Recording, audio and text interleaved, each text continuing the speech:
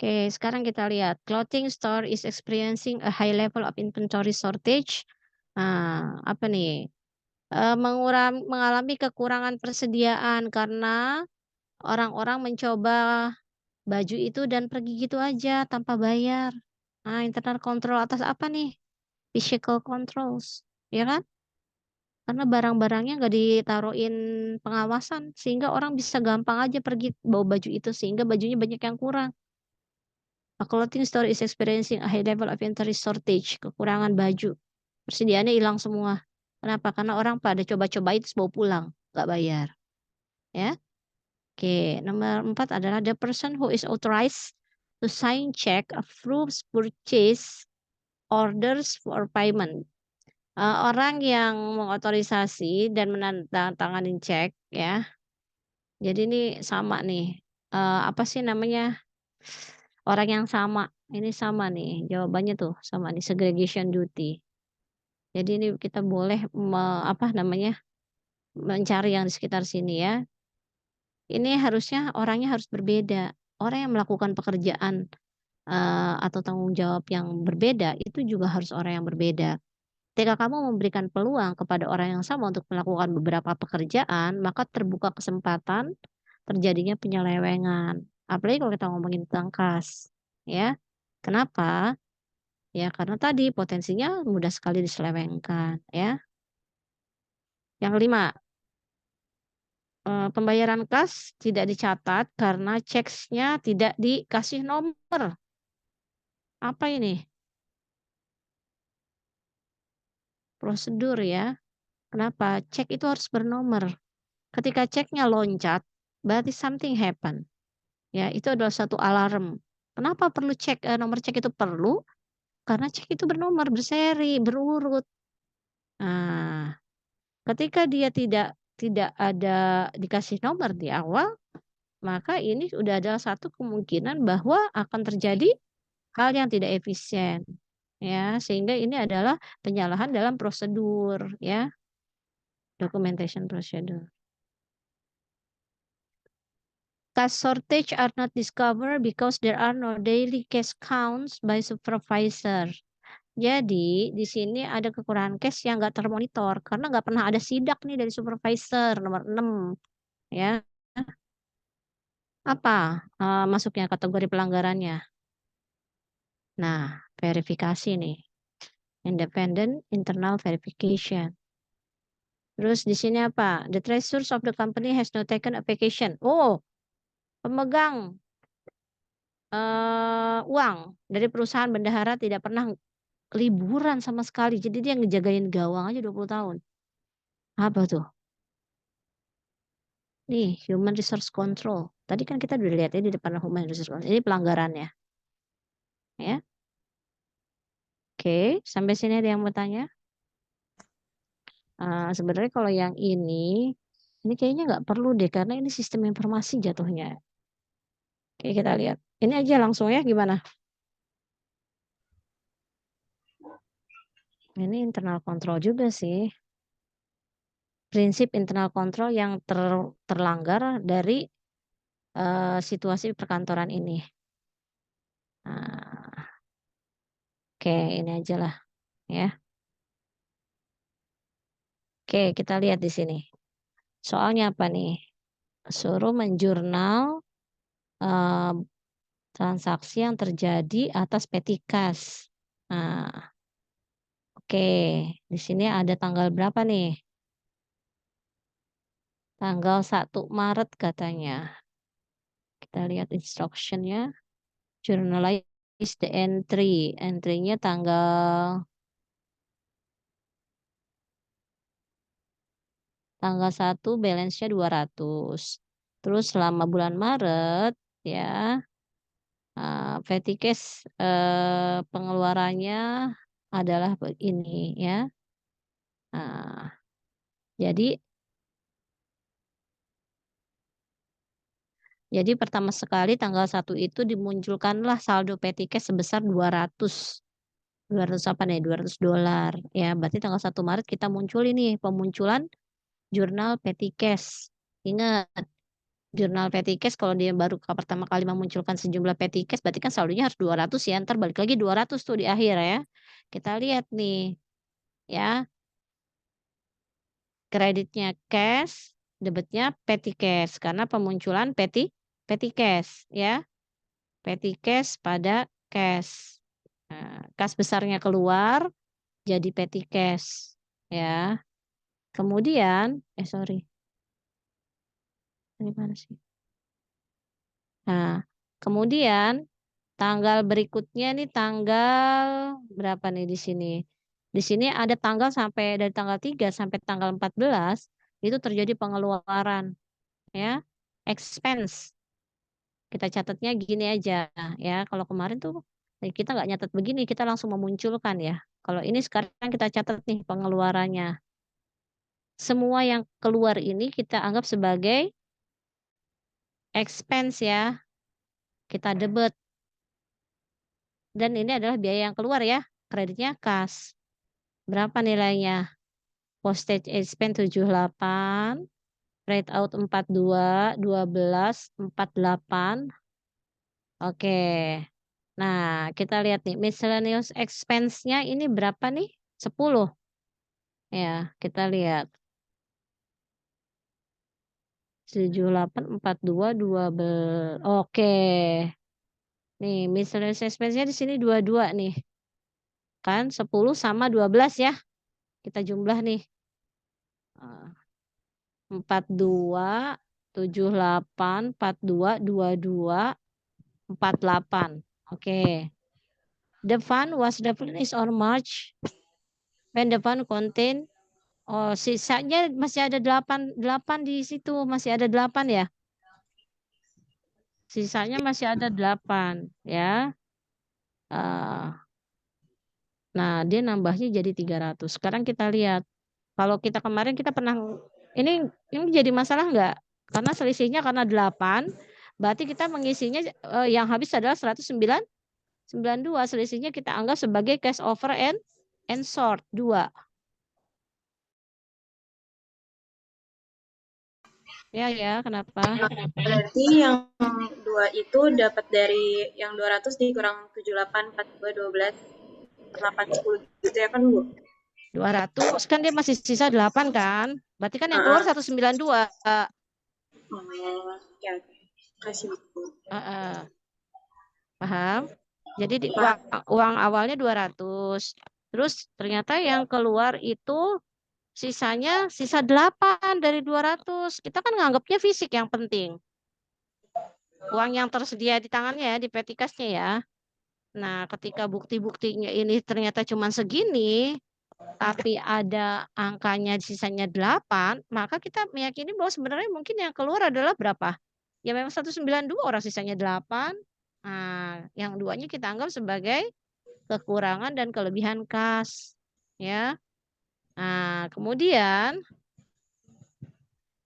ya, kita akan menaikkan angka dari apa nih? Aduh. Kita akan menaikkan angka dari si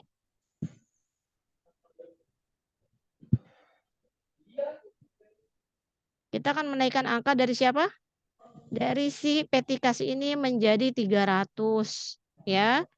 Nah, jadi kalau sebenarnya ini sebenarnya bukan kas keluar nih tanggal 15. Paham nggak?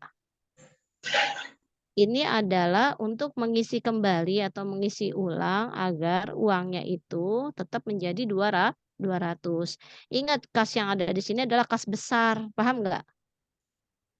Yang ini adalah petty cash. Jadi ini kas besar mengeluarkan kembali semua biaya yang dikeluarkan, ya kan? Ini jurnalnya. Jadi sekarang sebenarnya di tanggal 15 sudah jadi berapa? Udah jadi 200 lagi nggak?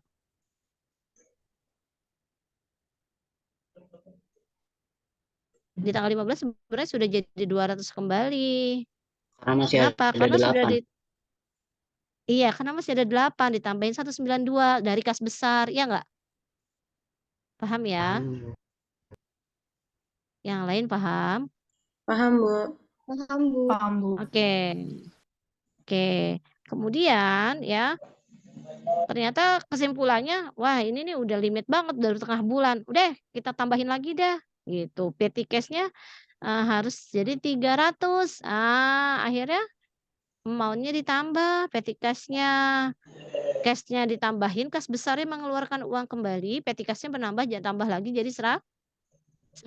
Kenapa? Karena amount balance yang diinginkan adalah 300, 200 kurang 100. Paham? Susah ya? Tricky ya? Susah-susah gampang. Oke? Oke. Kita lanjut yang berikutnya. Oke, ini kita ngomongin rekod ya?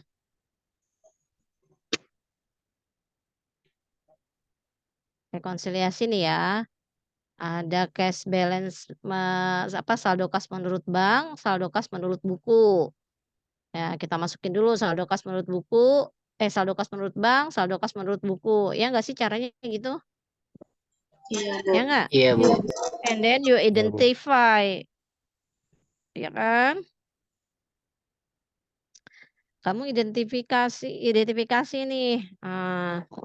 Katanya ada not sufficient cek kosong NSF, not sufficient fund check ya. Terus ada biaya bank ya. Kalau kalau kalau kita kan bilang ya, kalau misalnya cek kosong ya, itu yang mempengaruhi harusnya siapa? Ini cek kosong itu mempengaruhi siapa ya?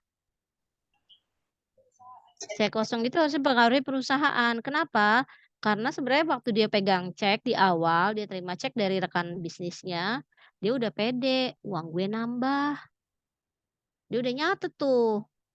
And then dia pergi ke bank. Tuk tuk tuk tuk tuk tuk tuk tuk. Tek aja. Kata bank, nggak bisa cek kosong. Nah, jadi bank udah tahu nih ada cek kosong. Dia nggak akan mempengaruhi apa-apa terhadap simpanan kita di bank, karena bank nggak akan ngapa-ngapain, kan udah tahu nggak ada dananya kan. Tapi bagi perusahaan ini berpengaruh, kenapa? Karena di awal dia sudah nyatet, sehingga dia harus nih NSF-nya taruhnya di sini, di saldo perusahaan, ya kan. Kemudian di sini ada transaksi apa nih? Ada biaya bank katanya. Biaya bank mah udah tahu otomatis orang dia yang ngurangin, ya nggak sih? Yang belum tahu siapa? Perusahaan. Jadi angka ini kita taruh di perusahaan. Saldo buku yang punya perusahaan sebagai pengurang. Paham? Nah, sekarang kita lihat. Oke. Nah, kalau saldo balance per books kan udah ditaruh di sini. Nah, sekarang kita lihat deposit in transit. Setoran dalam perjalanan. Kalau menurut kamu setoran dalam perjalanan yang belum tahu nih siapa sih bank apa sih perusahaan? Bank. Iya. Iya Bang, karena yang nyetorin kan perusahaan, deposit in transit. Si banknya belum tahu, waktu dia terima, si perusahaan sampai ke bank, diterima, oke, ada setoran untuk siapa aja nih. Paham nggak? Sehingga bank baru akan menyesuaikan, perusahaan udah nyesuaiin, sehingga akan menambah akun kita dari siapa aja, tuh, akan menambah. Kemudian di sini ada apa lagi nih? Ada outstanding check. Apa tuh outstanding check? Pertanyaannya. Cek dalam peredaran, Bu. Iya, jadi kita udah transaksi nih sama orang-orang, sama rekan bisnis kita udah transaksi, kita udah tanda tangan, kasih kasih kasih kasih sih. Nah, kita udah tahu belum tuh uang kita berkurang menurut kamu? Udah kalau kitanya. Iya, kalau kita udah tahu lah, orang kita yang tanda tangan. Begitu kita tanda tangan, kita tahu uang kita berkurang, ya nggak? Tapi barangkali rekan bisnis kita tuh belum setor ke bank. Ngerti nggak sih? Sehingga bank nggak akan pernah tahu uang kita berkurang, kecuali nanti si outstanding check-nya itu mungkin bisa jadi kita notif, "Nih saya udah ngeluarin cek sekian sekian sekian sekian." Makanya di sini namanya outstanding check itu akan mempengaruhi si bank, saldonya si bank, saldo kita di bank maksudnya. Ini adalah sebagai pengurang. Ada lagi nggak transaksinya? Nggak ada, karena kan ini kan adjusted-nya, ya kan? Udah, baru deh kita jumlahkan. Salah lagi. Nah, karena kalau saya ini ada gambar kalian nih di sini nih, jadi saya bingung. Oke, kita lihat nih. Berarti angkanya berapa? Angkanya di 4, 5, 40, ya kan? Ah, kemudian nanti kita tinggal bikin jurnal penyesuaian. Yang kita bikin jurnal penyesuaian yang mana? Hanya transaksi yang mempengaruhi yang dilakukan oleh perusahaan, bukan yang dilakukan oleh bank. Kenapa? Karena kita berdiri di sisi perusahaan. Ya nggak? Ngapain kita ini, ya? Nah, kita lihat di sini jurnalnya.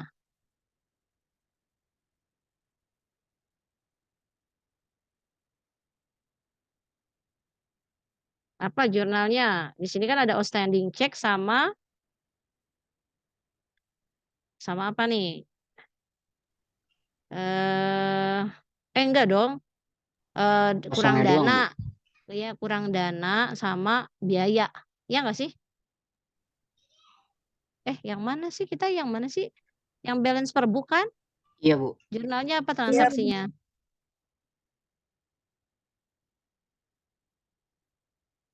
Non-sufficient fund-nya berapa nilainya? 1, 2, 40 ya. Berarti kan kita harus mengurangi piutang kita. Ya kan? Ya nggak sih? Jurnalnya, kreditnya, kas. Terus apa lagi? Yang satu lagi, biaya bank. Biaya bank gimana jurnalnya? Biaya kita bertambah apa berkurang? Berkurang, Ibu. Masa? Bertambah, Bu. Bertambah biayanya. Kenapa? Karena kita harus bayar bank. Ya.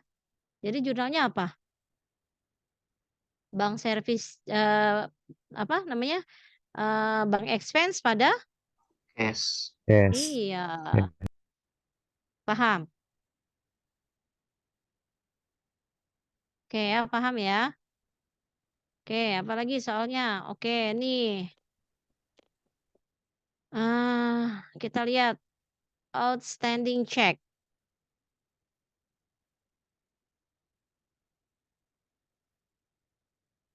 Ya. Kita lihat di sini on April 30, Bank Rekonsiliasi Baxter Company menunjukkan ada 3 outstanding check. Nomor 354, 650 dolar. Nomor 355, 820 dolar. Dan nomor 375, cek nomor 357, sorry. 655. The My Bank Statement and the My Cash Payment, ya, show the following. Ini adalah bank statement, cek yang dibayarkan. Ini adalah cash payment journal, cek yang dikeluarkan. Ya.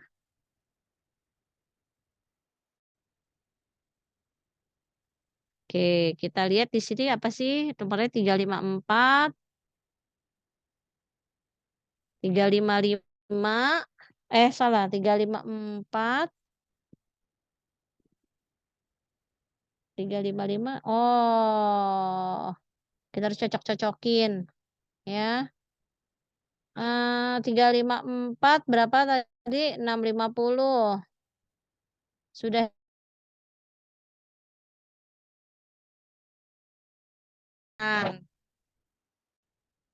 Wis.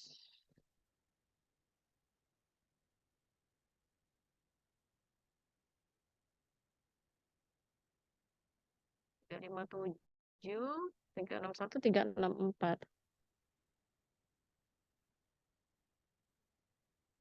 Oke. 357 kita cari. Ini memang kita cari yang tapi ini 357-nya nggak ada nih. 363, 364. Ini kan kita cari yang kelengkap ya. 357-nya kok nggak ada nih ya? Aku bingung nih. 357-nya di atas, Bu. Yang Mana? NO 357 655 dolar. 357. Yang Ada soalnya, outstanding Bu. checks di soal, Bu. Oh iya iya iya iya Di iya soal, Bu, oke di oke soal. oke Jadi dia nyari oke. yang nggak ada sih, Bu. Iya benar emang cari yang nggak ada. Cuma saya bingung loh 357-nya mana ya? Gitu. 357-nya di atas ya? Oke, sekarang lah. Ini sebenarnya kalau kalau ini sebenarnya nih ngaudit nih begini nih. Bikin apa sih namanya kertas kerja ya? Ah, paham ya? Ini ya. Datanya dicocokkan ya. Kita lihat mana yang outstanding check-nya ya. Paham? 357-nya 655. 3 outstanding check 354 650. 355 820. 357-nya 655. Oke, 357-nya ada dari atas, sisanya adalah dari dua ini yang enggak ada di dua ini ya. 361 sama 364-nya yang enggak ada di apa yang Di check apa ya hide. kalau kita bilang. Iya. Paham ya? Oke. Kita next. Nah, ini yang kedua nih. Kita bikin rekonsiliasi lagi nih. Nah, sama nih kayak tadi kurang lebih. Kita taruh dulu balance-nya si siapa? Cash balance si bank dulu berapa sama cash balance si book. Cash balance si bank itu ada di mana sini soalnya? Balance September 125.750. Balance September 226 100. Oke, kalau kita ngomongin rekonsiliasi dia adanya di akhir ya, bukan di awal ya. Di akhir bulan. Nah, ini 26100 nih kita dapat nih balance per book-nya nih 26100 nih. Jadi kan balance 1 September 25, balance September 30 26. Balance yang mana yang kita pakai? Balance yang September ya. Nih 26100. Kemudian di September bank statement show balance 24635. Ah, ini balance ini 24635. Ya. Karena kalau kita nerima rekonsiliasi bank, kita akan melihat laporan kemarin tuh kayaknya saya tunjukin laporan rekonsiliasi bank itu adalah ada rekapan, saldo awal, terus transaksi masuk withdrawal berapa, penerimaan berapa, terus saldo akhir bulan itu. Ya, yang kita jadikan dari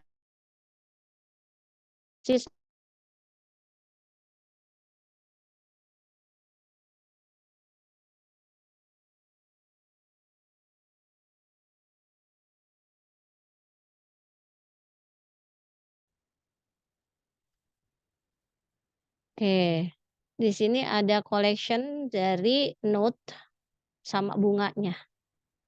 1250 sama 50. Ya. Di sini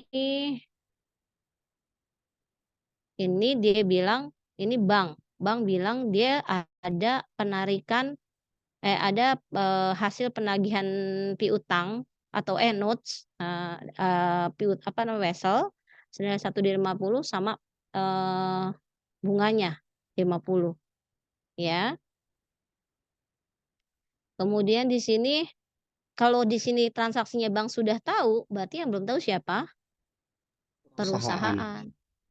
Jadi di sini nyatetnya perusahaan. Karena itu adalah tagihan yang masuk, berarti akan menambah rekeningnya si perusahaan.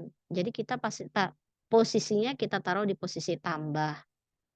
Kenapa? Karena ini bank duluan yang tahu. Mungkin apa namanya suppliernya itu menghubungi langsung ke bank untuk membayarkan notes itu ya.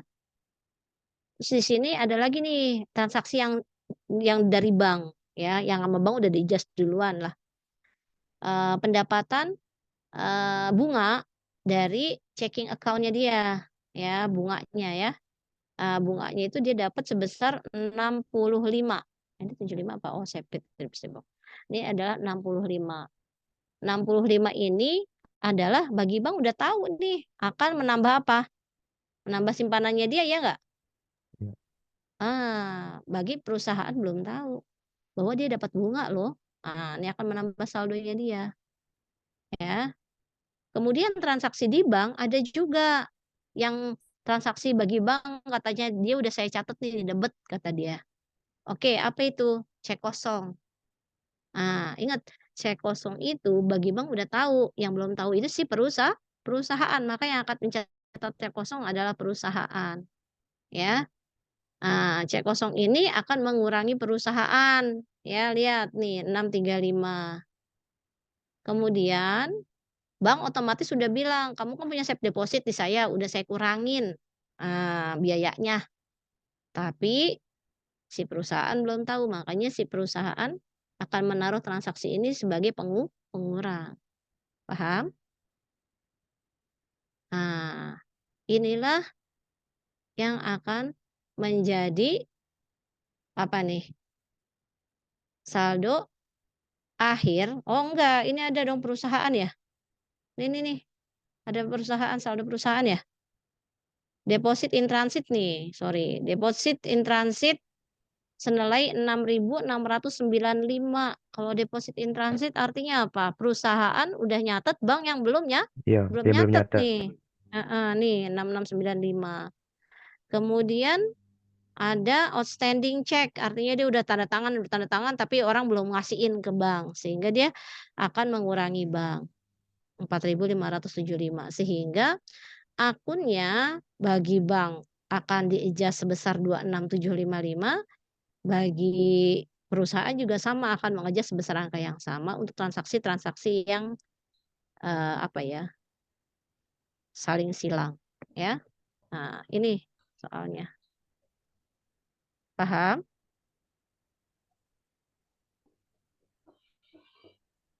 Oke, ada yang mau tanya sampai sini?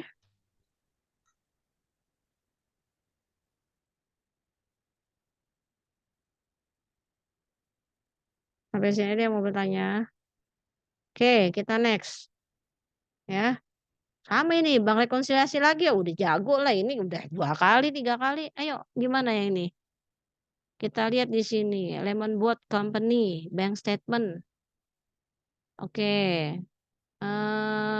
balance banknya 7.000 euro. Kas general ledger had a balance 4.667 at September 30. Ingat tuh September 30 ya. Berarti yang akan yang akan dicatat sebagai saldo adalah yang 4.667 nih. Ingat yang akhir bulan ya. Karena di dalam laporan, rekening koran itu ada saldo awal sama saldo akhir. Nah, yang akan dicatat sebagai saldo kas per book itu adalah yang saldo akhir. Ya, 4.667 paham? Oke. Kalau ini di sini apa nih? Lemon Board for the month of September show balance oh ini saldo bank udah ini mah udah dikasih tahu ya. Saldo banknya 7.000 nih. Saldo bank 7.000. Saldo akhir tanggal 30-nya 4.667. Oke, ini 4.667. Tinggal kelompokkan. Ya. Penerimaan kas pada tanggal 30 September ya tercatat di buku perusahaan senilai 5.000, tapi ini nggak muncul di bank statement. Artinya ini transaksinya siapa? Udah jelas-jelas. Iya, ini transaksinya bank. Dia udah bilang, "Saya udah nyatet." Bank belum nyatet. Kenapa? Karena belum muncul di bank statement-nya dia. Sehingga nih nilainya 5.000 pasti akan muncul di bank statement. Kita lihat nih. Namanya deposit in transit ya. Kenapa deposit in transit? Karena kan dia sudah nerima uang ya. Sedangkan bank belum nyatet ya. Kemudian di sini ada apa lagi? Bank statement shows a debit memorandum for 60 for check printing. Ini mah biaya lah ya. Berarti kan kalau bank udah tahu berarti perusahaan yang belum tahu senilai 60. Nih cek printing mengurangi senilai 60. Kemudian ada apa lagi di sini? Cek nomor 119 payable to main company was recorded in the cash payment journal and clear the bank for 248.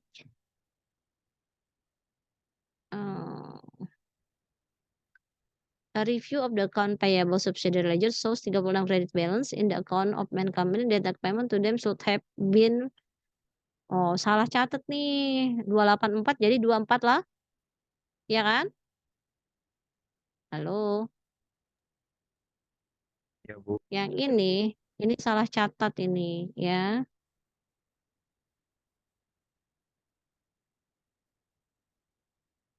Dia bilang di sini cek nomor sum payable untuk main company recorded in the cash payment journal. Tapi ini kalau misalnya dia bilang in the cash payment journal, berarti kan salah catatnya di jurnal. Paham nggak? Ini nggak ada sangkut pautnya sama si bank. Ini urusannya dia sendiri, ngerti nggak? Ini nggak masuk akun rekonsili. Nggak masuk akun rekonsili. Yes. Ya sih. Kenapa? Karena dia bilang nih, was recorded in the cash payment journal and cleared the bank for 248.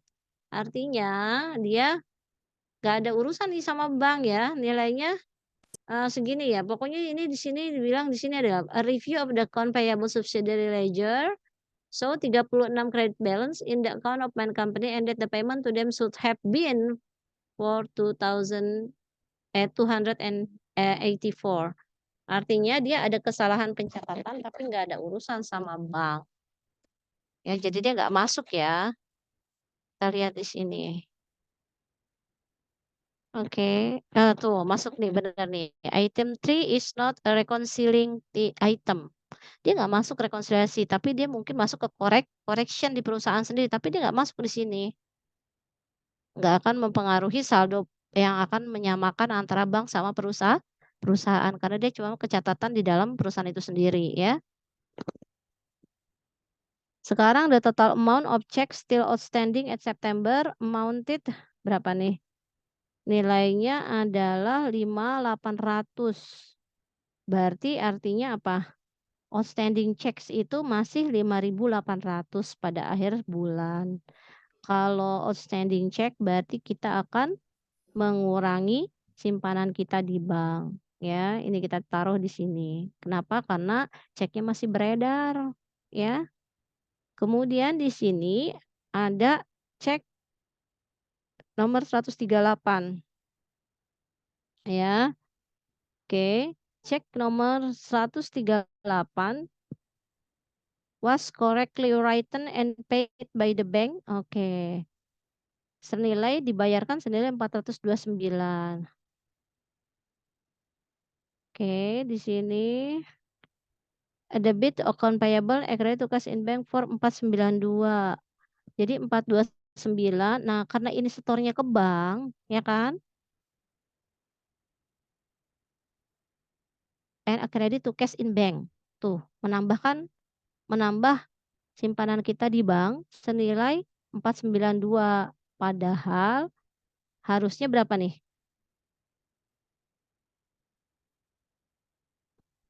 Harusnya 429 ya. Ini kelebihan apa kekurangan sih? Coba bahasa Inggrisnya diperbaiki. Coba kita lihat. Correctly written and paid by bank for 429. Correctly written berarti kan tulisannya benar ya.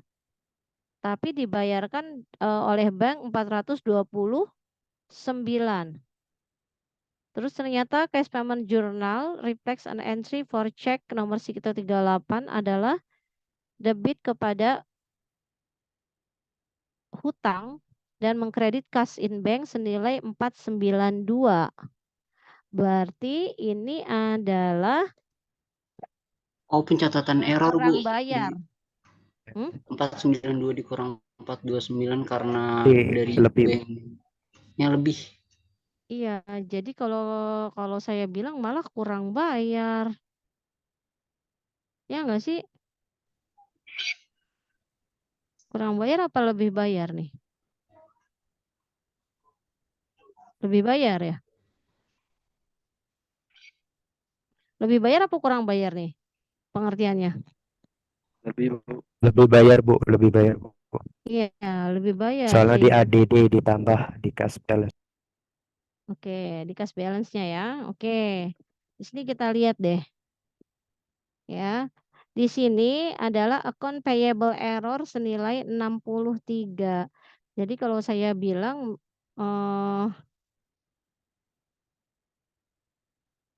accounts balance bagi bank itu dia harus menambah.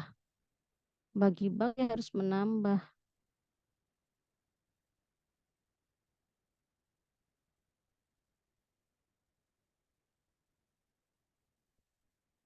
Kalau debit to account payable kan berarti kan membayar hutang ya, ya kan? Debit account payable pada kas berarti kan perusahaan ini adalah membayar hutang ya nggak sih? Iya, Bayar iya, Bu, utangnya benar. 492, ya kan? Bayar utangnya 492. Tapi dikeluarinya baru 429. Berarti kan dia kurang bayar lagi, bener dia nambahin kas. Paham nggak? Paham nggak? Ceritanya. Jadi itu sisanya yang kurang dari Iya, karena kan dia kurang bayar karena dia bayar hutang. Baru dibayarin 429. Padahal dia harus bayar 492, makanya dia menambah kas. Menambah kas. Iya ya, menambah kas harusnya berkurang ya. Aduh, Ibu jadi bingung malahan. Coba ada yang bisa membantu nggak logika berpikirnya? Maaf Ibu, izin menjawab. Iya, boleh. Itu kayaknya mungkin yang di bank itu yang benar Bu, yang 429, tapi sama si perusahaannya itu malah dicatatnya 492. Jadi dia si perusahaan lebih bayar gitu. Jadi kasnya nanti dia balik itu ke perusahaan sebesar 63. Oh ya, boleh. Karena dia menambah kas ya, menambah kas di perusahaan. Jadi kasnya, iya, benar. Logikanya bisa masuk ya. Yang lain gimana? Saya udah kebanyakan otaknya, udah banyakan switch off nih.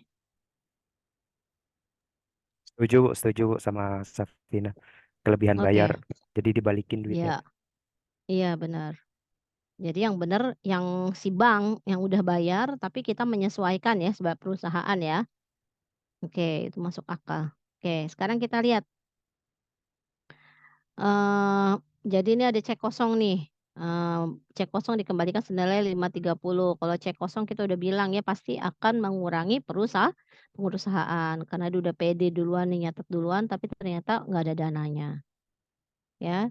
Sekarang yang nomor 7 ya, a credit memorandum with represent collection of a customer note by the bank, berarti bank sudah, menerima, apa kredit memorandum, kredit memo ya, senilai 2060, 2.000-nya itu hutangnya, 60 itu bunganya, ya. Jadi langsung diakui aja interest has not been accrued, jadi langsung diakui. Sehingga ini jurnalnya adalah akan menambah akuntansi perusahaan di buku perusahaan karena bank udah mencatat ya, karena ini transaksinya lewat bank duluan, sehingga dia akan menambah si perusahaan 2060. Sampai sini ini rekonsiliasi banknya sudah oke, ya, sudah paham ya?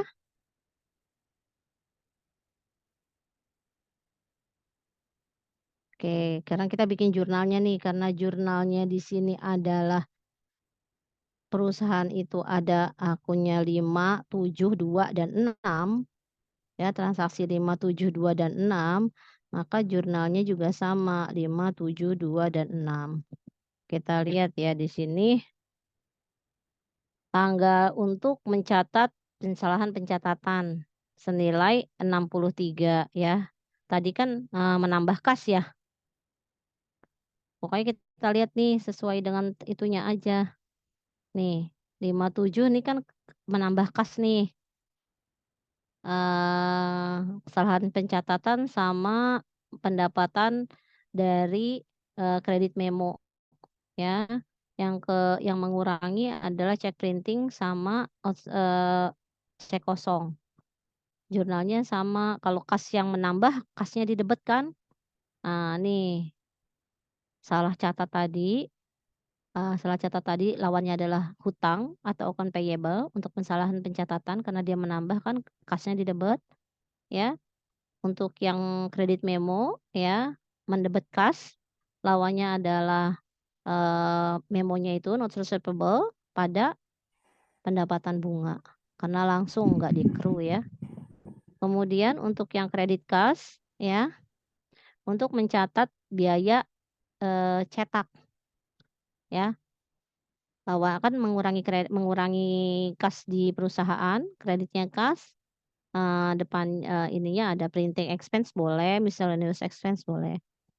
Terus untuk mencatat cek kosong, ya, mengkredit kas, debetnya piutang, account receivable. Sampai sini? Paham ya? Oke. Aduh, ini nih. Oke, ini adalah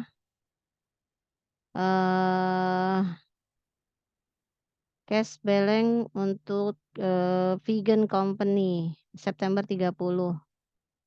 Nilainya ini. Ya, ini adalah checks, ini ada pengeluarannya. Nah, ini ada bank statement-nya contohnya.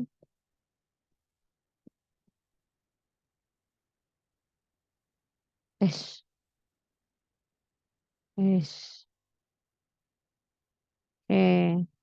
Ini ada bank statement-nya, di sini dikasih tahu ya.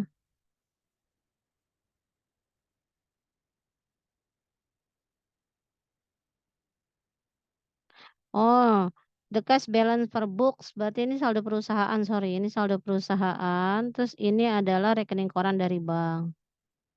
Ya. Ini saldo kas perusahaan, ini rekening koran dari bank. Paham ya? Jadi ini adalah saldo kas per books, saldo punya perusahaan. Ini saldo dari bank. Oke. Saldo di bank, balance less statement adalah 5.404,84 ya. Balance on disbursement, balance terbarunya adalah 11.951,01. Terus ini adalah transaksi-transaksi menurut bank. Ya. Kita lihat di sini.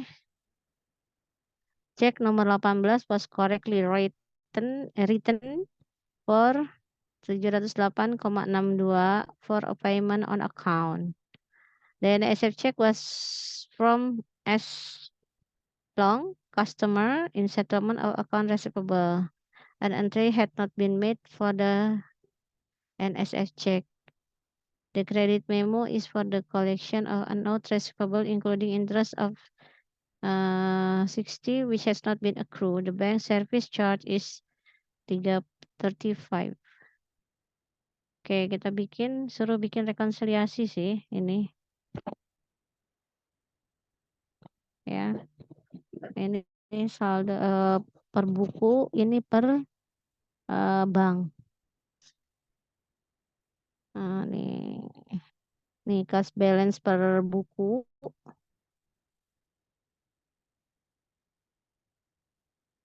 Ini per bank, ini per perusahaan. Nih, per booknya berapa ini? 10 kan? Nih. Berapa nih? Cash balance per booknya 8.736. Berapa ya kok bisa 8.000 dia? Sorry ya, saya juga baru lihat lagi sih soalnya ini. Udah ngurusin apa lagi tadi. Kita lihat di sini September 10.740 the following check received for Oktober. Ini kan per bank 11.951.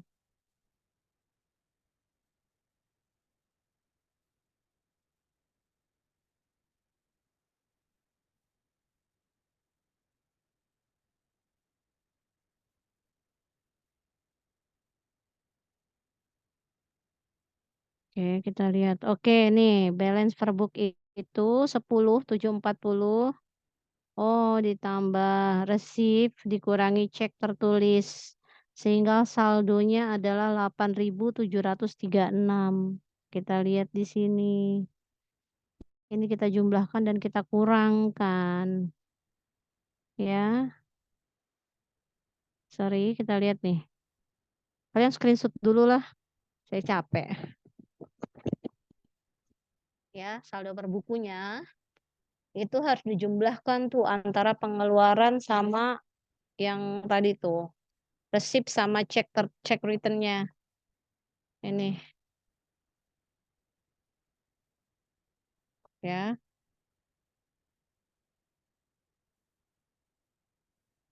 Sehingga saldo per bukunya adalah 8.736,01 ya, balance per books-nya.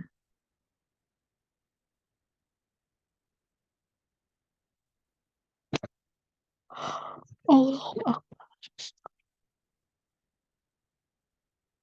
oke. Nah, sebenarnya tricky part-nya di sini sih, di balance per book-nya ya, cash balance per books. Jadi dia kasih tahu di sini cash balance per book-nya saldonya September 30 2024 itu adalah 10.740, sedangkan untuk oke, ini berarti bulan Oktober sih, bukan September. Ini kan Oktober ke Oktober, sorry. Nih, Oktober ke Oktober, jadi ya otomatis ini jadi saldo awal. Ya, sorry ya, saya juga udah kurang fokus karena memang udah capek ya. Jadi otomatis saldo ini, kalau ini otomatis kita bisa ngelihat ini adalah saldo awalnya. Kalau kita bisa ngelihat di sini, ini September 30, bukan Oktober 30. Ya, sehingga ini harus dimasukkan dulu. Ya, ini sebagai pengurang, mana nih? Sebagai pengurang sama penambah. Nih, resip itu adalah penerimaan sebagai penambah, cek yang tertulis itu kan artinya kita mengurangi tabungan kita ya, akan mengurangi. Jadi saldo akhir di bulan Oktober itu adalah ini. Paham ya? Trikinya di sini doang. Selebihnya tinggal dimasukin kayak tadi transaksinya. Yang ini. Transaksi yang ini. Sampai sini ada yang mau tanya nggak? Coba dilihat dulu.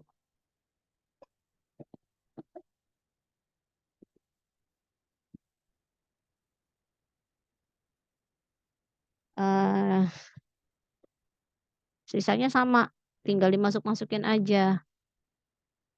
Kalau salah catatnya gimana? Kelebihan atau kekurangan? Kalau misalnya salah catatnya kekurangan, berarti perusahaan harus menambah. Ya, kalau dia baru bayar kekecilan ya, ternyata saldonya nominalnya lebih besar, berarti akan menambah. Tapi kalau dibayarkannya lebih besar daripada saldo tercatat, maka dia akan lebih kecil. Ini sebenarnya saya nggak tahu deh kemarin saya mau tanya dong, Bu siapa? Bu Hera ya? Sebelum saya Bu Hera kan? Iya, Bu. Nah, Ya, Bu. Bu Hera itu kalau soal bahasa Inggris bahasa Indonesia? Soalnya bahasa Inggris Soal terus bahasa, ditranslate, Bu. tapi ditranslate, Bu. Oh, sama siapa? Sama Bu Heranya? Sama Kayak Bu bareng-bareng, Bu. Sama Bu Heranya. Sama Bu Erin. Oke. Kalau kayak gini, kalau saya membaca kayak gini, paham kan? Saya juga nggak tahu, saya main jumping masuk-masuk aja. Saya juga lupa nanya sama Bu Hera. Saya pikir kalian udah bukunya udah wajib itu, ya udah saya pakai aja itu. Kalau Bu Hera soalnya kalau untuk tugas bahasa Indonesia, Bu. Oh gitu. Kemarin Oke, I didn't know. Maaf ya. Tapi soal ujian apa? Bahasa Inggris, Bu. Bahasa Inggris, Bu. Lah kagak konsisten lah malahan.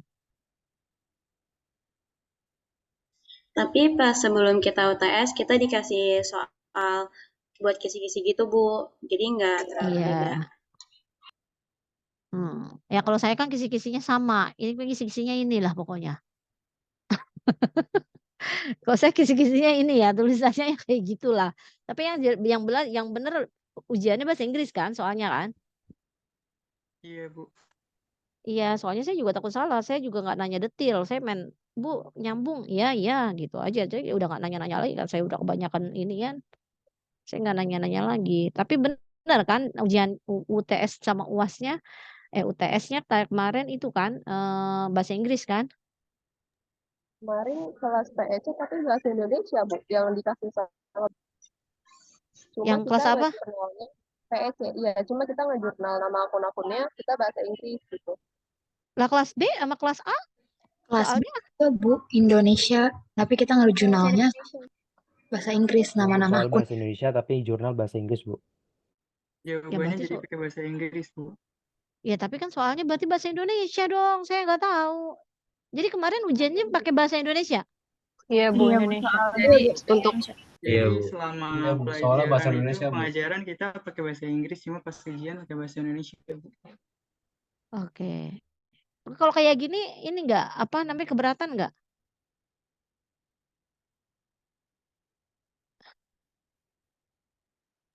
Berat, Bu. Oh, bahasa Indonesia aja gitu. Iya, Bu. Iya, Bu. Iya, Kalau bisa Bu. bahasa Indonesia aja, Bu.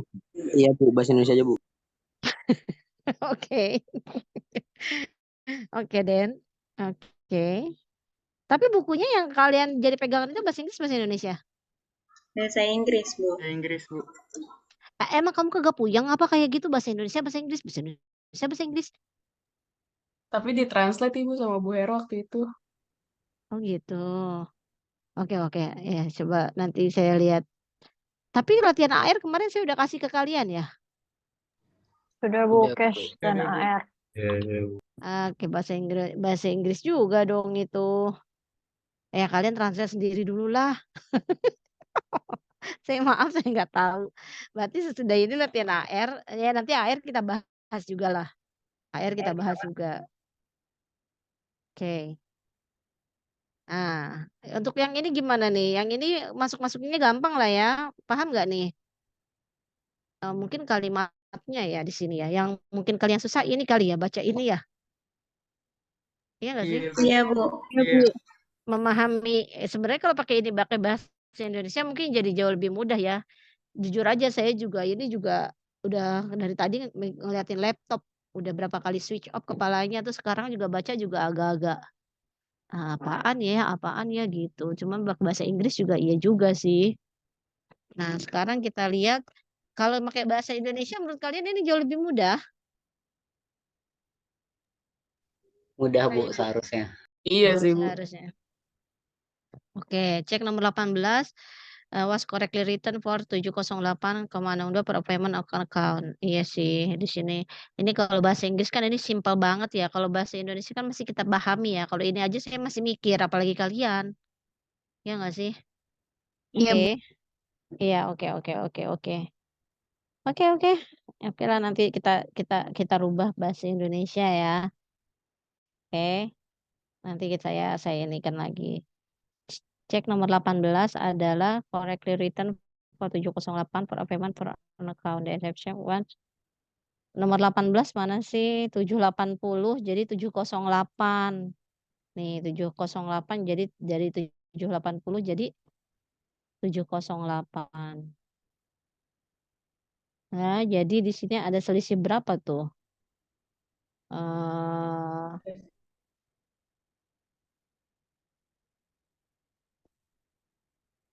Berapa tuh selisihnya tadi? Ada nih di sini kok lupa gue. Nih, 72 ya angkanya ya. Tapi kalau correctly written tuh berarti adalah tadi pengertiannya artinya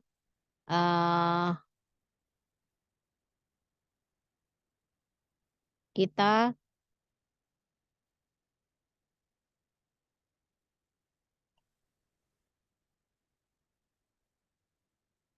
Kita apa? Bayar apa? Tadi apa? Si apa tuh?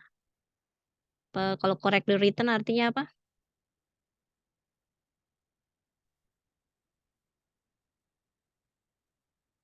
Apa kalau correctly written? Karena ini akan menambah. Lihat nih. Dia ini nyatetnya ceknya itu 78 nilainya itu senilai 780 ya. Nilainya 780 nih. Tapi cek nomor 18 ini correctly written for 708 for payment of for 708 6,62. Sama sih belakangnya sama 780 destinasinya 72 account. Oke, kita lihat di sini berarti kan karena di sini sudah dicatat secara benar oleh bank ya, maka bagi si perusahaan akan menambah senilai 72 sebagai kesalahan kesalahan mencatat atas cek nomor 18 menambah 72.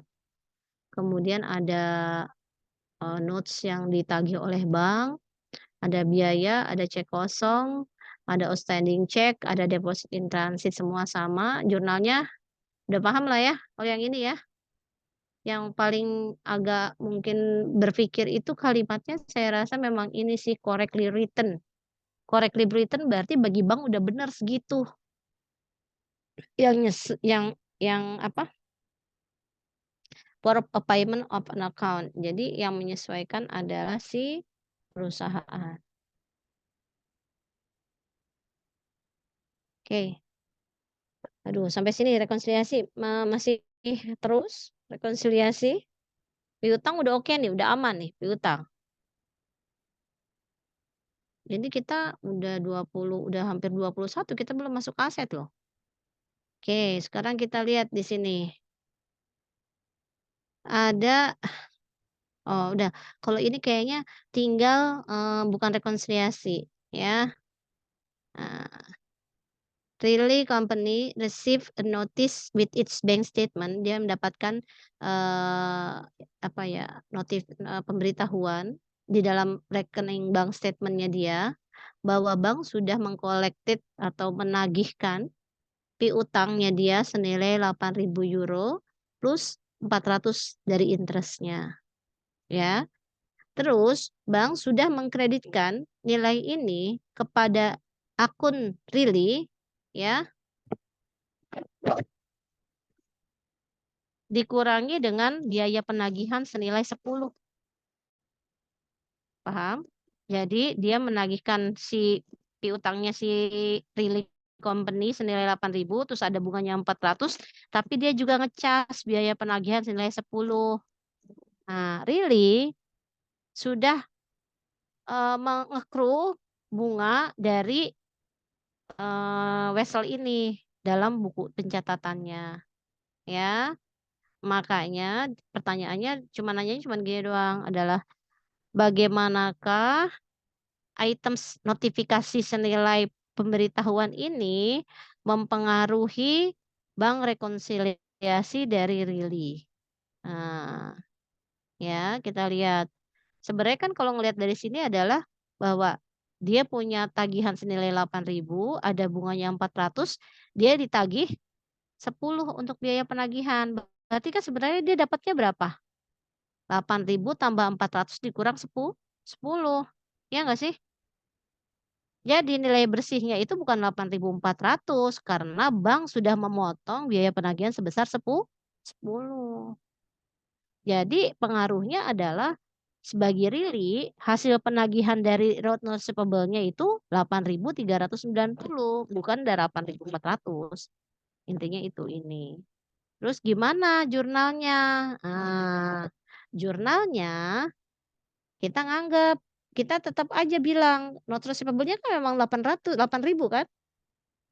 Interest receivable-nya tetap 400 karena memang inilah yang merupakan akun utang piutang yang terjadi antara Really sama yang punya wesel itu ya, bahwa utangnya 8.000, bunganya 400. Tapi really hanya menerima uangnya sebesar 8.390. Kenapa? Karena 10-nya kategorinya biaya bank, miscellaneous expense. Kalau saya nggak ini, saya nulis aja bank expense 10. Nilainya 8.400. Gitu. Paham?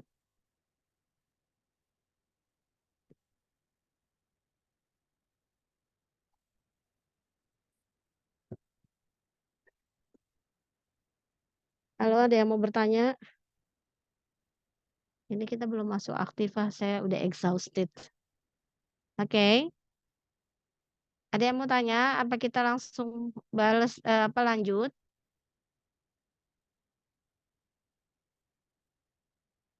Lanjut aja, Halo, Bu. lanjut. Berarti ini masih lanjut nih, kasnya dihabisin. 2 lagi. Oke, kita lihat. Yang ini ada yang bisa nggak nih? Apa udah dibahas juga? Pencatatan kas dari senders menunjukkan apa nih? Menunjukkan sebagai berikut. Bulan September, deposit di bank statement totalnya 39.600. Ya. Deposit bukunya 37.000. Deposit in transit pada September 30 senilai 2.500. Ya. Pada bulan September, pengeluaran kas menurut catatan perusahaan adalah 35.500. Checks clearing the bank were 37.800. Checks clearing the bank were 37.800. And outstanding checks at September 30 adalah 4.500. Jadi di sini menurut pengaturannya bank ada check clearing di bank nilainya 37.800 dan ada outstanding check senilai 4.500. Nggak ada bank debit or credit memoranda dan nggak ada salah catat yang dilakukan oleh bank ataupun oleh perusahaan ini, ya. Pertanyaannya adalah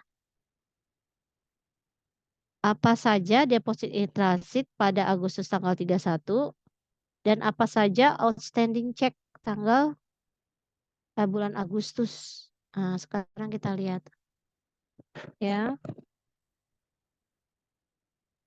Apa saja? Berarti ini maksudnya nilainya berapa kali ya? What were the deposit? Berapa nilai deposit in transit dan berapa nilai outstanding check? Ya, kita lihat di sini. Deposit in transitnya adalah kita lihat deposit per bank statement. Ya. Di bulan September 39.600. Ya. Kemudian di sini ada deposit in transit mana lagi nih? Nih, deposit in transit September 2.500. Ya.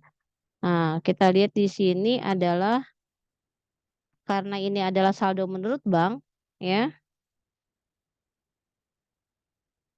Ini kan yang dicatatnya kan ini catatannya si perusahaan ya. Kita lihat nih the cash record of Sanders Company. Jadi kalau ini ada di sini berarti adalah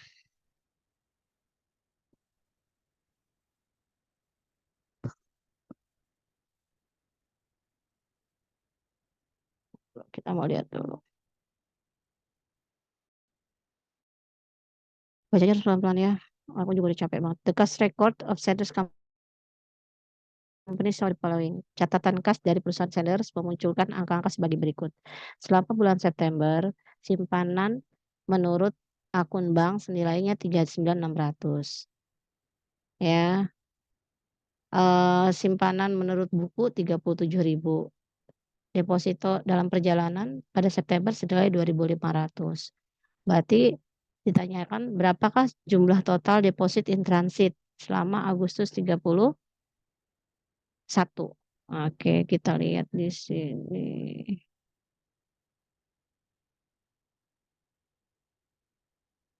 Ini tanggal tanggalnya 31 Agustus ya. Ini totalnya adalah bulan September. Berarti kita akan suruh cari saldo awal, ya nggak sih? Karena di sini kita ngomongin ininya pada tanggal September. Sedangkan dia pengen tahu deposit in transit Agustus 31. Berarti pengen cari saldo awal deposit in transit sama saldo awal outstanding check. Oke, kita lihat di sini, kita lihat deposited bank statement 39.600 di September ya. Terus kita lihat lagi selama bulan September ada apa aja ya. Ada penambahan 2.500 selama bulan September untuk deposit in transit. Kemudian dikurangi catatan deposito berdasarkan buku perusahaan, maka saldo awalnya senilai 5.100. Ini saldo awalnya ya. Kemudian kalau untuk outstanding check ya selama bulan September, ini saldo akun di Septembernya 37.800 mana tadi? Nih. Check clearings the bank worth 37.800, outstanding check artinya yang sudah diuangkan ya. Oke, 37.800 dikurangi outstanding checks-nya selama bulan September 4.500 dikurangi dengan pengeluaran kas menurut buku perusahaan senilai 35.500. Maka saldo awal outstanding checks yang di awal bulan adalah 6.800. Nah, mungkin menurut saya yang paling susah adalah ini. Ya, pertama transaksinya itu adalah tidak kalian tidak mungkin kalian dan ya saya juga nggak familiar, tapi saya ngajarin akuntansi perbankan, jadi logika saya memahami gitu. Tapi kalau ini untuk kalian pastinya akan susah karena akun-akunnya sangat spesifik. Dia mencari di awal bulan ya. Mungkin yang agak tricky yang ini. Ya, tapi kurang lebih ini dia mundur backdated mau nyari saldo awal bulan. Ya, kurang lebih seperti itu. Ada yang mau bertanya untuk yang ini? Oke. Wah, alhamdulillah udah habis. Yang terakhir yang paling susah lah untuk kas. Sampai sini ada yang mau bertanya tentang kas? Saya harap ini kisi-kisi yang akan dipakai untuk kas ya. Saya harap itu menjadi paham. Kita mau lihat piutang ya mungkin. Apa piutang yang mau dibahas? Apa bahas semua juga? Kalau bahas semua juga saya nggak bisa masuk ke aset. Saya nggak bisa masuk ke penjelasan tentang aset. Mungkin yang piutang yang akhir-akhir aja, Bu. Soalnya yang akhir Oke. agak susah. Oke, berarti yang depan-depan bisa ya. Maaf Bu, saya juga mau nanya boleh? Boleh. Siapa tadi yang mau nanya? Saya Najma Arafat Bu, saya ingin nanya yang BE210 yang cash realizable yang nomor 3 itu. Oh dulu, yang mana ya? Sebentar.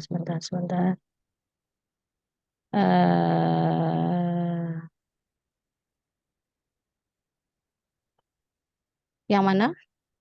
Yang BE210 yang soal kedua.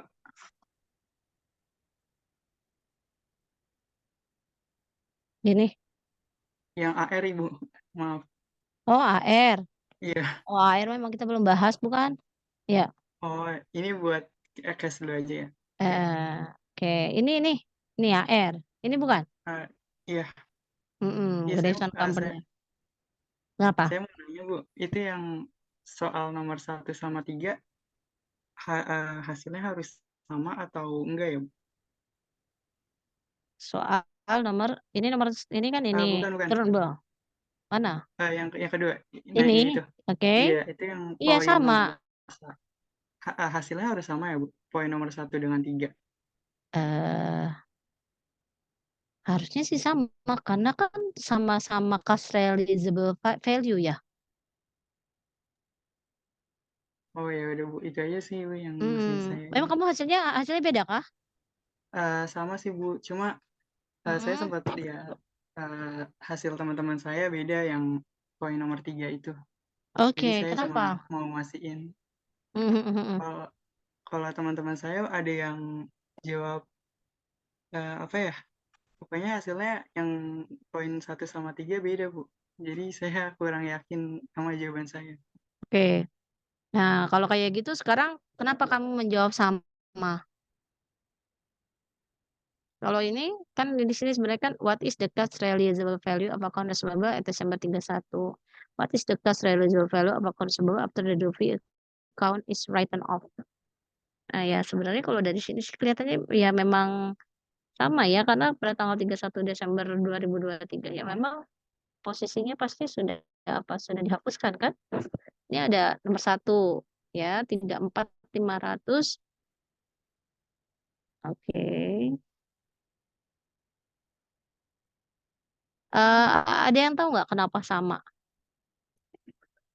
Ayo, pengen tahu pemikiran kalian kenapa sama? Kalau dari saya mungkin karena awalnya case-nya kan itu case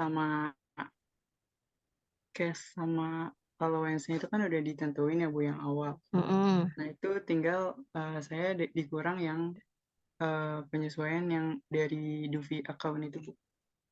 Kalau saya langsung kayak gitu sih, saya ngikutin yang dari PPT Ibu.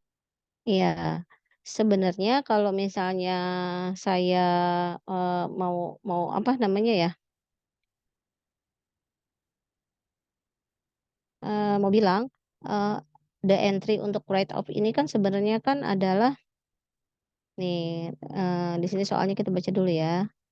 Grayson Company kan melaporkan piutangnya senilai 38.000 dan allowance for double account-nya 3.500. Pada Januari tanggal 7 ternyata dia mendeklar kebangkrutan. Ya. And dia menyatakan bahwa piutangnya sebesar 1.200 itu enggak collectible. Paham nggak?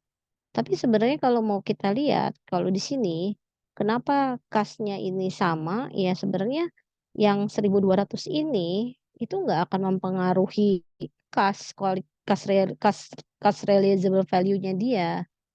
Karena ini adalah apa ya namanya pernyataan bahwa dia akan menghapuskan piutangnya. Sebenarnya ini kan piutangnya kan belum jatuh tempo, paham nggak? Oh, jadi cuman penyesuaian pembenaran dari penghilangan Iya, allowance-nya itu. iya, iya, iya. Jadi yang ke poin nomor 3 itu kita nggak pakai cash realizable value yang udah dikurangin sama Dovi account itu ya Bu? Sama yang Sebenarnya allowance. sama yang mana? Yang allowance ini for double account. Iya, jadi kita yang nomor 3 bukan pakai 34.500 dikurang 1.200 ya? Enggak, karena sebenarnya kalau di sini gimana ya ngomongnya ya?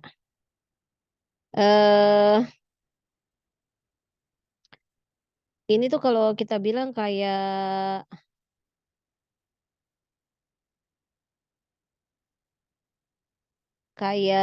apa sih namanya? Tahu nggak kalau kita bilang apa tuh?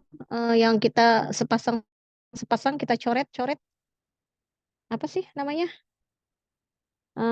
Apa sih kalau kita bikin jurnal kita bisa coret 1.200-nya, 1.200-nya? Eliminasi, Bu. Iya, bukan eliminasi apa ya namanya ya lupa gue. Tutup Saya buku, udah Bu, tutup capek. buku.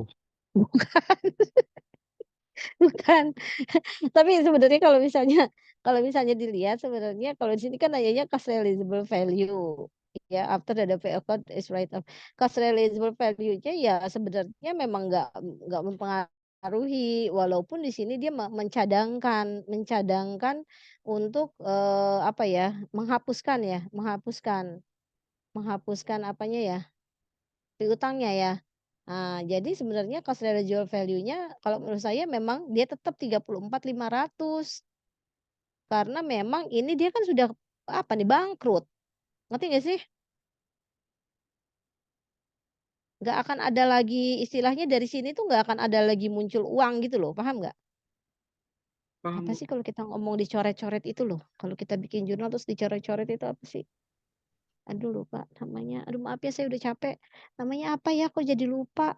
Itu loh kalau dicoret, aduh suami saya nggak ada lagi, pengen nanya, apa sih namanya ya? Ya pokoknya itulah, tapi secara logikanya ini karena ini dia statusnya adalah dia declares bankrupsi, kalau declare bankrupsi artinya apa? Itu udah berhenti, dia nggak ada operation lagi, nggak continue lagi, ngerti nggak sih? Jadi cash release-nya itu udah mentok di 38. Iya iya, gitu maksudnya. Jadi ketika dia mendeklarasikan bahwa this is not collectible, artinya ini sebenarnya adalah salah satu dari tahapan proses likuidasi. Kalau kita ngomongin, the next step dari akuntansi, kita ngomongin akuntansinya akuntansi lanjutan. Itu nanti ada namanya tahap likuidasi, kalau kita ngomongin declare bankrupsi. Nah, ini adalah salah satu poin di mana kita melihat cash realizable value-nya ya segitu, gitu loh, ngerti nggak sih? Nah, kalau entar udah cash realizable value-nya, udah segitu, nanti kita lihat asetnya nih, tinggal menjual aset. Kalau dari piutang dan segala macam sudah ditetapkan segitu, kita tinggal menjual asetnya, kumpulin uang aja apa yang bisa dikumpulin. Kalau utang udah dihapusin segitu, cash realizable value segini, berarti tinggal aset yang dijual. Udah aset yang dijual, apalagi yang dijual. Pokoknya yang mendatangkan uang dikumpulin semua. Nanti kalau udah tinggal pembagian uang. Ngerti nggak sih? Sesuai dengan prioritas-prioritas yang membutuhkan uang. Kita utamakan bayar hutang, segala macam, kurang lebih gitu deh. Paham nggak? Karena ini judulnya karena bankrupsi. Ya, kalau misalnya kita ngopset itu namanya apa? Jurnal terus kita ngopset itu namanya apa? Reclass ya? Ah, reclass ya? Reclass berarti kalau nggak salah. Trade off apa namanya? Jadi kita ini loh ya, kayak kalau perbankan itu kita coret-coret gitu loh. Offsetting ya? Offset kayaknya. Tahu lah saya pusing. Apa nih? Ini paham nggak yang ini? Maaf, maaf, maaf, maaf. Saya bertanya dulu. Yang ini paham nggak konteksnya? Untuk yang nilainya beda, kenapa alasannya bikin beda sayang? Dikurangin sama kalian nilainya kah?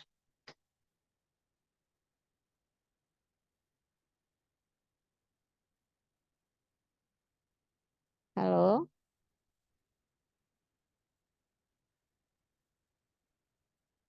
Halo? Aduh. Iya Bu, izin jawab Bu. Saya juga jawabannya beda. Karena saya pikir itu tuh Kenapa? case realizable value of account receivable. Jadi saya pikir itu kita nyari akun receivable pas di akhir periodenya. Jadi saya kurang lagi dari 34.500 dikurang 1.200 gitu Bu saya. Ya, karena oke. Kalau saya sih mikirnya untuk sementara ya kerangka berpikirnya karena dia ngomongin bankrupsi, ngerti nggak sih? Penghapusan piutang ini nggak ada kaitannya dengan nilai cash yang sudah dia pegang gitu dari account receivable. Tadi kata kuncinya adalah bankrupsi, artinya dia discontinue, artinya dia tidak akan ada lagi apa sih namanya transaksi related to account receivable anymore gitu sih kurang lebih.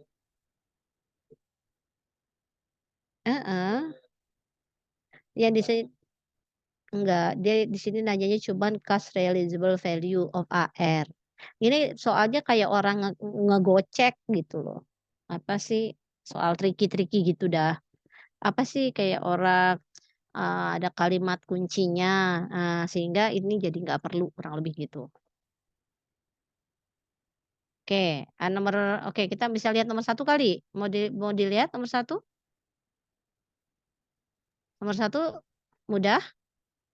Ada yang mau ditanya? Tidak, Bu. Oke, nomor berapa? Nomor 3. Oke, ini juga sebenarnya gampang sih. Karena dia 4% dari total piutang, ya nggak sih? Kita hitung dulu 4% dari total piutang ya kan? Ini kan 6.000. Terus ternyata sisa kreditnya tuh 3.000, berarti kan kepakainya 3.000, ya nggak sih? Kepakainya 3.000. Jadi yang jadi expense itu selama periode tersebut untuk transaksi A itu hanya 3.000. Expense-nya, bad debt expense-nya itu 3.000. Kenapa? Karena sisa 3.000 dari alokasi yang 6.000. Jurnalnya bad debt expense 3.000, allowance for doubtful accounts 3.000. Kenapa? Karena pencadangannya 6.000, sisa di akunnya 3.000. Maka yang tergunakan selama yang jadi beban selama periode itu hanya 3.000. Kalau cash-nya dirubah ya, 4% dari 15.000 kan tetap 150.000 kan tetap 6.000 kan? Nah, ternyata credit balance-nya itu dia bukan credit balance malahan, ini debit balance. Kalau debit balance berarti apa? Bukan sisa, malah ngutang. Kita malah kurang mengalokasikannya 6.000, ternyata kita malah minus.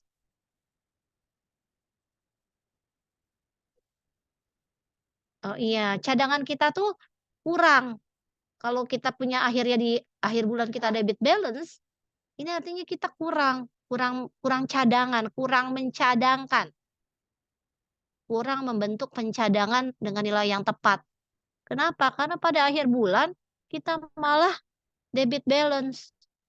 Sehingga pada periode itu sebenarnya ya yang jadi expense itu adalah berapa? 6.000 yang dicadangkan tambah 3.000 utang kita. Jadi 9.000. Paham?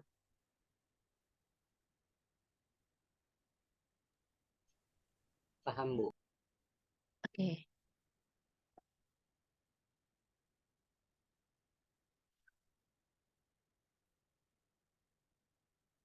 Oke. Nah, yang ini juga gampang lah ya. Ini gampang nggak? Nah, saya juga baca dulu juga nih. Gampang nggak nih? Kayaknya ini soalnya cuma di bawah doang ya. Aman, Bu, aman. Ini aja kan? Ya, ini aman lah ya.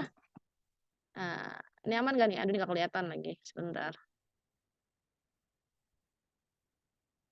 Ini karena saya mencerna soal, otak saya juga jadi panas. Udahlah, udah teler lagi. Apa nih kita? Nggak kebaca lagi nih ininya. Sebentar. Oke. Sebentar. Ini kalian bisa nggak nih yang ini? Total accrued interest-nya senilai berapa tuh? Green distribution as the following transaction related to notes receivable during the last 2 months of the year. Alhamdulillahirrabbilalamin. 1 Desember loan senilai 8.000, cash to Kingsley on 1 year, on a 1 year 6% note. Jadi utangnya itu kepada Kingsley periodenya 1 tahun dengan bunga 6% dalam bentuk note. Ya. Tanggal 16 Desember menjual barang kepada Jones, menerima 4.800 dengan notes juga 60 hari, bunganya 7%. Tanggal 31 melakukan accrue atas pendapatan bunga dari semua piutang notes itu ya, piutang wesel yang terjadi. Oke, kita lihat suruh jurnal. Semuanya ini suruh di jurnal. Oke, kita lihat. Untuk tanggal 1 sama tanggal 16 sebenarnya nggak masalah, nggak usah ngitung-ngitung, ya kan? Kita kan cuman bilang bahwa terjadi penjualan, terjadi pinjem ya.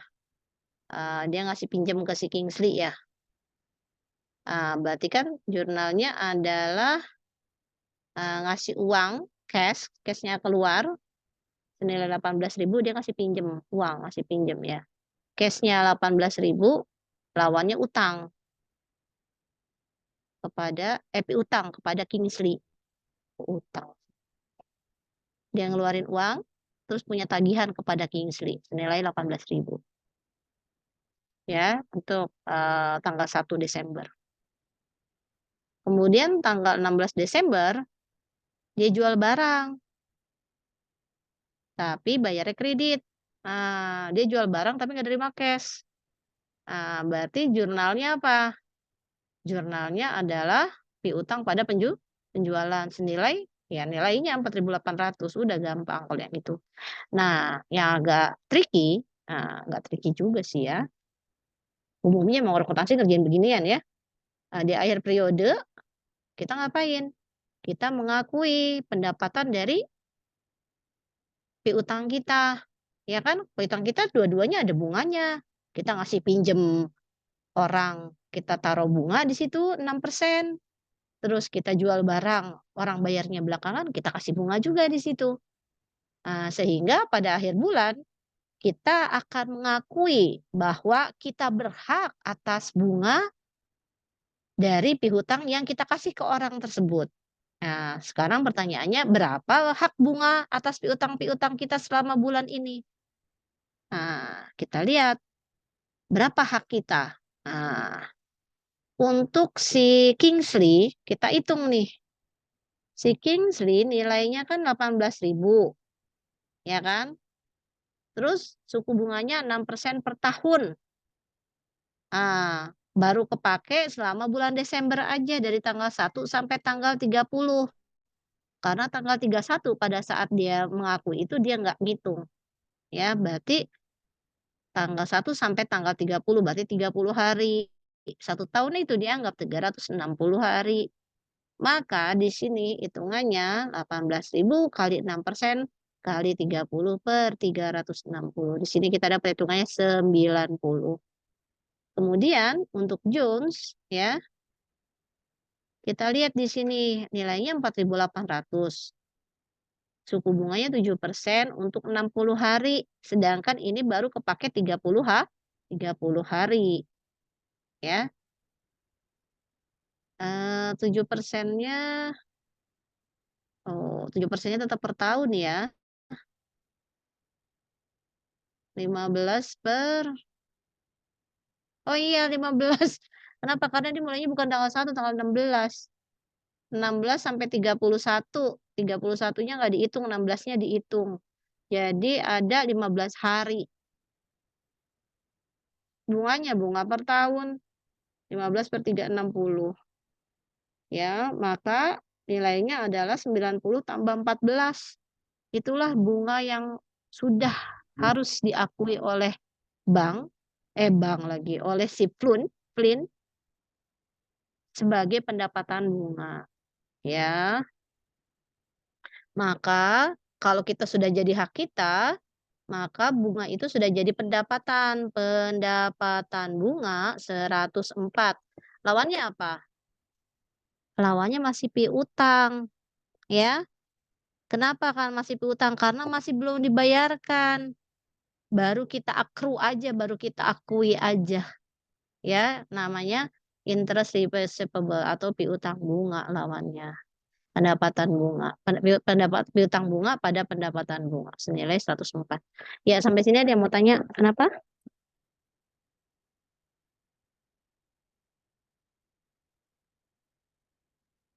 Ya. Lanjut.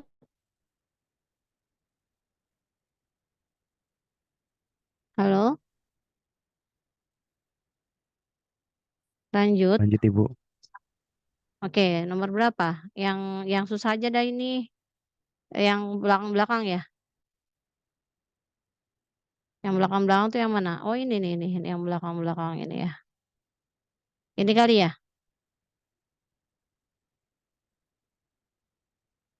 228.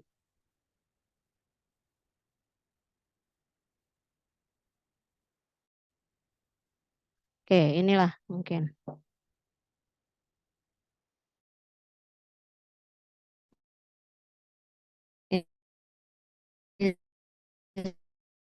Allowance method in accounting for uncollectible account. Si Covert ini menggunakan penyisihan untuk utang-utang untuk akun-akun tak tertagihnya. Periode pengalaman sebelum-sebelumnya mengindikasikan bahwa 4% dari piutangnya biasanya sih akan tak tertagih berdasarkan pengalaman historis ya. Kemudian selected account balance at Desember 31 2023 and Desember 31 2024 menunjukkan posisi seperti berikut di bawah ya. Oke, kita lihat di sini. Ini adalah record untuk event-event di tahun 2004. Agustus tanggal 10 ada apa nih namanya nih? Ada account dari Suleng untuk 1000 yang nggak tertagih. Tanggal 12 juga ada dari Tom Woods juga sama senilai 4.000 nggak tertagih. Kemudian tanggal 10 Oktober menerima cek senilai $550 sebagai payment dari akun dari Suleng tadi. Tadi kan udah nggak tertagih, ternyata dapat loh tanggal 10 Oktober. Ya. Yang akunnya ternyata awalnya memang udah dianggap tak tertagih, ternyata dia bayar.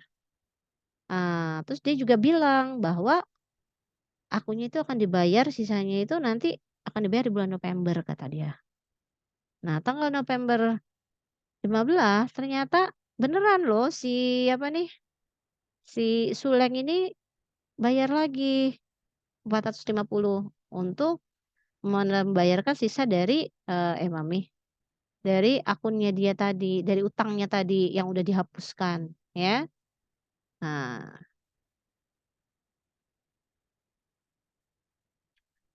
prepare siapkanlah penyesuaian, jurnal penyesuaian untuk mencatat bad debt yang terjadi selama periode Desember ya 2024. Berapa balance dari allowance for double account pada tanggal 31 Desember 2024 ya. Oke. Oke, kita lihat di sini. Ini ada, kita lihat ya kan, katanya kan ada 2 nih tanggal 10 sama tanggal 12 kita sama-sama menghapuskan.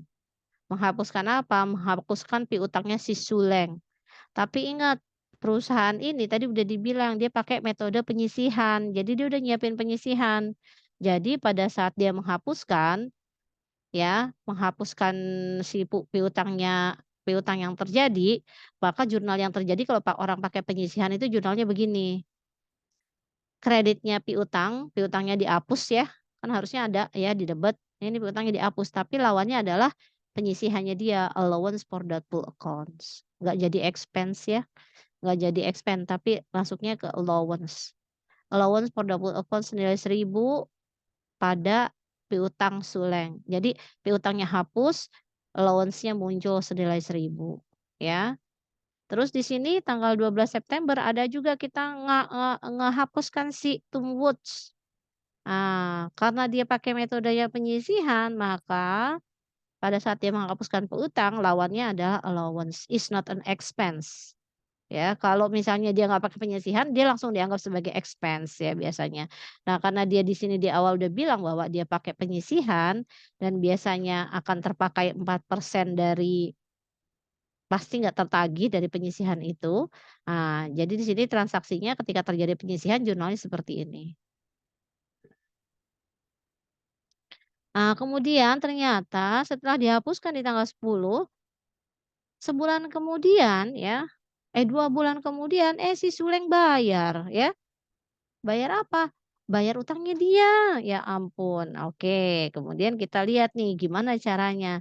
Caranya adalah kita catatnya 2 kali. Pertama, memunculkan kembali akun piutangnya, karena kan akun piutangnya udah kita nolin, ya. Kita munculin dulu akun piutangnya, dibalik nih jurnalnya ya.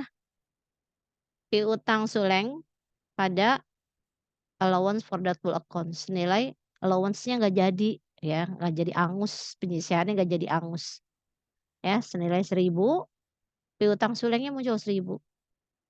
Baru kita catat pembayarannya, Suleng bayar. Kita terima uang dari cash dari Suleng, lawannya piutang Sulengnya berkurang senilai berapa? 550. November tanggal 15 dia bayar lagi sisanya, cash pada piutang Suleng 450. Gitu.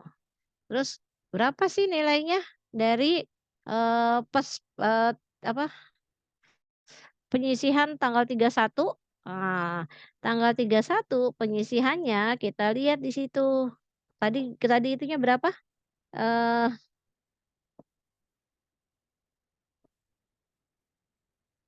soal mana sih?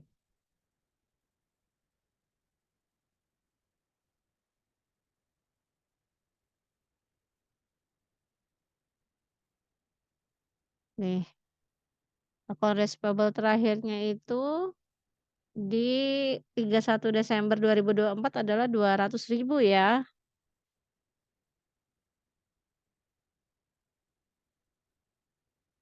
Ya, 200.000 kali 4% dikurangi 1.000 penyesuaiannya.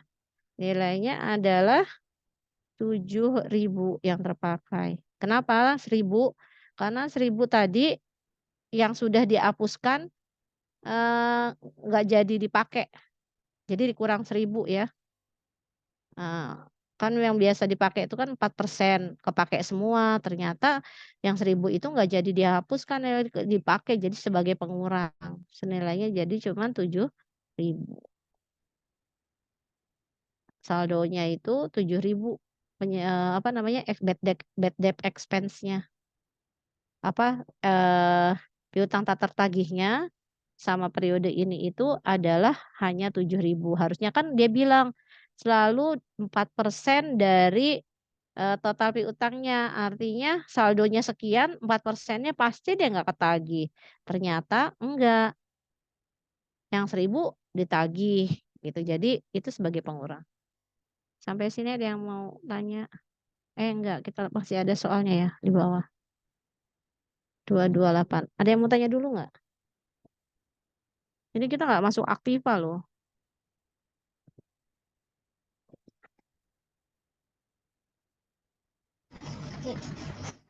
Halo? Halo? Oke, yang ini paham nggak nih? Saudara company mempunyai piutang dan mempunyai credit balance nilai 332/224, the following transaction occur. Source on account senilai 1.300, sales return and allowance 50.000, collection from customer 1.000.000 account return of senilai 35.000, previously return of account 5.000 were collected, journalize. Sebenarnya ini soalnya sama yang tadi, menurut Ibu ya, mirip. Jika company menggunakan persentase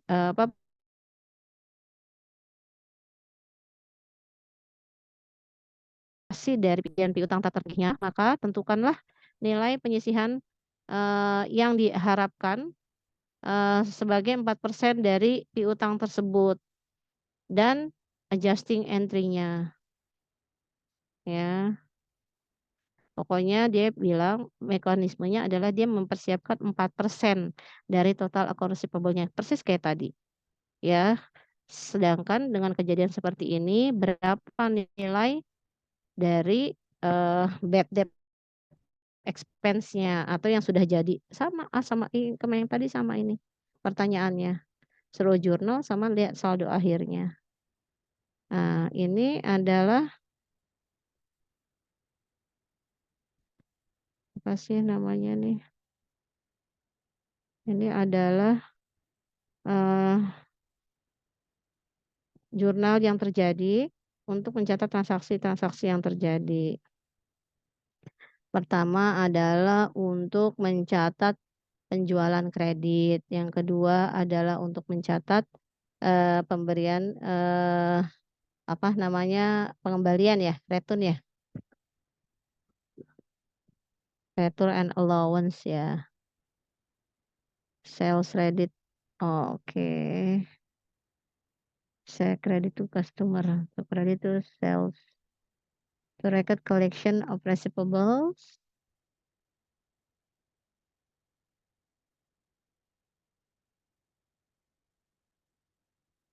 Ya, saya rasa sih sama, cuman kita lihat. Ada yang mau tanya nggak? Nah, ini untuk menghitung percentage receivable basis. Karena sebenarnya kenapa harus dihitung? Karena tadi dia nggak ada saldonya ya. Saldonya harus dihitung dulu. Akun receivable-nya awalnya berapa? Ini total transaksi debit, total transaksi kredit, sehingga balance-nya nanti ketahuan. Baru nanti dikasih tahu 4% dari 500.000. Nih, kita cari ini dulu nih saldo akun receivable-nya. Ya, dikali 0 kali 4%, ya. Ini adalah penyisihan yang terjadi 20.000 itu penyisihannya. Ya. Nah, allowance for doubtful accounts-nya saldonya awalnya 35.000. Terus ada transaksi 33.000 dan 5.000 ya di jurnalnya. Aduh.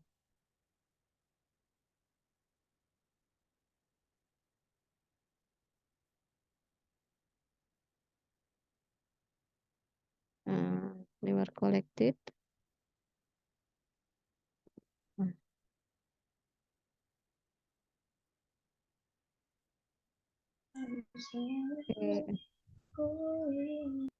Oke, kita lihat mana sih balance paper adjustment-nya nih. Pokoknya kita cari balance yang inilah 3.000. 33.000-nya dari mana tadi lupa deh.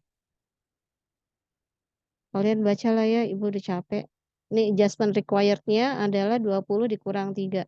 Kenapa? Karena di sini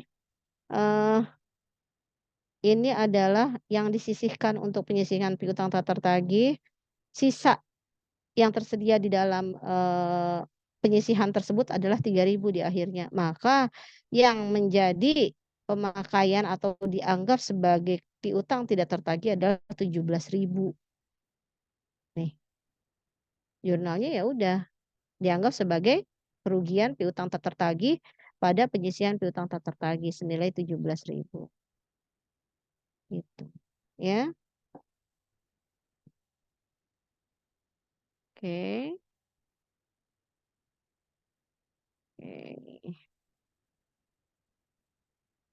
Oke. Ini untuk soal terakhir mungkin ya. Nah, kalian ini aja lah, kalian screenshot aja lah itu. Ini kan direkam kan? Berarti kalian akan punya rekamannya, ya. Oke, saya udah capek nih. Saya rasa sih untuk ini juga insya Allah sama aja, ya. Bagaimana penyisihan untuk piutang tak tertagih dan mungkin menyajikan berapa besar expense atau berapa besar kerugian piutang tak tertagih yang terjadi selama bulan berjalan, ya. Oke. Ini udah dikasih tahu juga jawabannya. Ini compute the missing amount of each of the following notes. Jadi di sini ada kotak, di sini ada principal, di sini ada bunganya, di sini ada waktunya. Jadi ada beberapa di sini ada missingnya, ada yang tidak tahu bunganya, ada yang tidak tahu pokoknya, ada yang tidak tahu waktunya, ya. Ada yang tidak tahu berapa bunganya, sehingga ini ada penghitungannya, bisa dilihat. Ini adalah solusinya.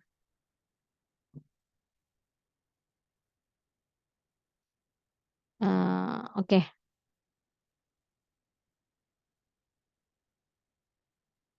Oke, Ini udah lewat 21.47 persis 1 jam setengah kita membahas dari piutang dan